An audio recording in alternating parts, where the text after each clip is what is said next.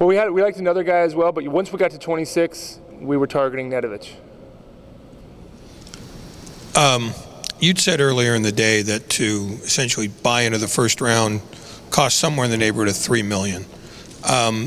When all the ramifications were said and done, how much money did you expend to get all these things done and then get the guy you wanted at the spot you wanted?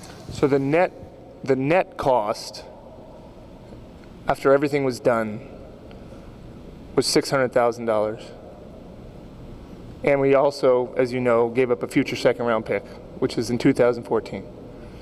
But there was 2 or 3 things that happened to reduce the net cost from a much larger number to get to $600,000. And I really credit our staff and the people in the room for exploring a lot of different ideas. We could have easily sat there, stayed at 26, having spent more money net, having taken on a player, and drafted Nedovic.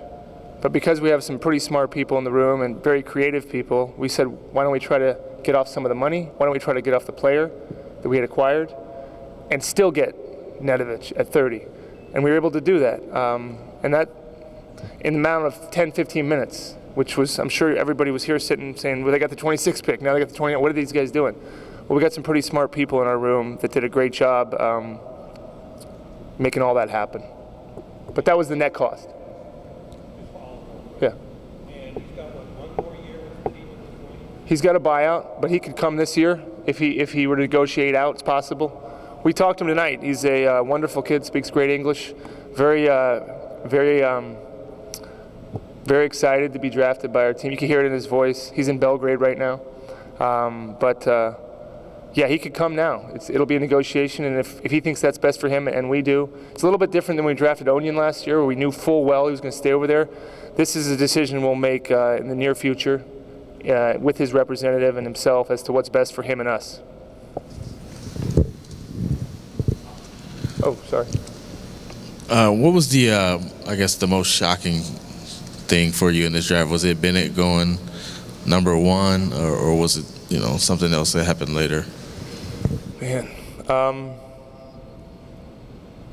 this was an interesting year where there was not a consensus even at number 1, 2, 3, 4, 5. I mean, I think even from a curiosity perspective, since we weren't really in the draft and knew we wouldn't be in the draft in the top 10 or top 14 picks, it was exciting. We kind of watched it as spectators for the first part of the draft. And what you learn from this draft, Marcus, is everybody values each guy differently. This wasn't a year where all 30 teams agreed on who should be the first pick or the second or third or fourth pick. It became a draft where, whatever that team liked and whatever they saw, they were going to go with. And made it pretty exciting. I'm not sure anybody got this mock draft right. Will Nedovic play in Las Vegas with you guys in the summer league, and how he plays there, will that have an impact on whether you decide to bring him over this year? Or? Yeah, we talked to his agent, and we're going to talk about hopefully making that happen, depending on his national team obligations. But it'll depend on what he has to do over there. But our hope is to watch him in the summer league, and hopefully we can make that happen. We'll have more information on that in the next 2-3 days, hopefully. Bob, was he in Treviso? Yeah, he was in Treviso. Did you meet him? Travis saw him. Kirk and I got there the next day. Our European scout was there. He played well enough where he left, ironically, like a lot of guys do. The other player, Lucas Nogueira, played the first day, and also decided not to play anymore. But he's a guy our European scout had seen as well, and he's a guy that we probably spent more time in our draft room over the last week watching film on him, studying him, than any other player in the draft, and felt like he just fit a lot of our needs. Also, how his numbers don't seem spectacular in the leagues he's playing. How advanced do you think is he? Someone, can you say that if it works out, he could possibly get minutes in an NBA team right now? Yeah, Tim, you know what? It's hard to say because the European game is very different. The amount of possessions you are able to get, he's a 22-year-old playing against some pretty advanced players in age, played in some good EuroLeague games. it'll be different. The NBA game's different than the European game. You don't see these eye-popping stats, whether it's assists, points, rebounds. The EuroLeague, it's not as fast-paced. Like I said, not as many possessions. So we're excited to see him. Like I said, the things that jump out at us are his size, athleticism, ability to get the rim. He needs to work on his shooting. He's not a finished product. I think a character trait that we're trying to build on this team is toughness. He's got a brashness about him. He's competitive. If you watch some film on him or are able to, he's fearless. And we actually got a text from one of the coaches, an NBA assistant coach that coached him in the EuroLeague, and told us, great pick. I loved coaching this guy. He's got a great attitude. So we have a lot of things to be excited about. But we want to get our hands on him, get him with our coaches, and get a better look at him before we start laying out what his future will be. What's your confidence level that you can, solidify your front court through free agency and trades? I don't know, Marcus. I mean, I've been involved in 14, 15 free agencies, a couple from this side, some from the other side. I've seen players get overpaid. I've seen players get underpaid. I've seen players get signed and traded. The one thing I learned was, whatever you usually think, you're wrong. So you prepare for 10 different outcomes and hope that as you move down the line, you get a result you want. Last year is a great example. A lot of people thought we should move quick and sign Rush. A lot of people thought Rush would get an offer sheet. A lot of people thought you're crazy to go after Landry. You wouldn't get him. A lot of people thought when we did get him, he was the wrong guy to get. You never know. A lot of it is how the market decides to value players. It's not a huge market because there's 30 teams. It's a domino type thing where teams with cap space, if they don't get a certain player, they move on to another one. But we're confident, and we did spend a lot of time on that this week. As we looked at the available fives, the available fours, we felt like there was enough of them. And the fact that we have a coach that people like to play for, we have an organization now that is viewed as a winner, we felt like if it came down to a tie on some of the players we were going after, we could win that tie.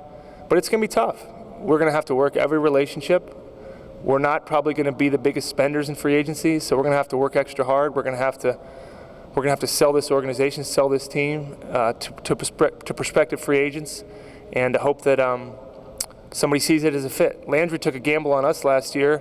We hadn't been a winner. We told him we were going to turn this thing around, and he believed us, and we backed up our word. So we're hopeful that when we sit down across from free agents this year, or we're on the phone with their agents, and we say, this is a place where you can come and win and enjoy yourself, that they believe us. We may or may not re-sign Carl Landry, but the fact that he mentions publicly that it was the most fun he's ever had playing basketball and the most enjoyable year of his career, that means something. And it wasn't the most he got paid in a year either. He's been paid more than that. So it's not always about the money, but we're going to work hard, and we think we can come up with somebody in the front court to help this team.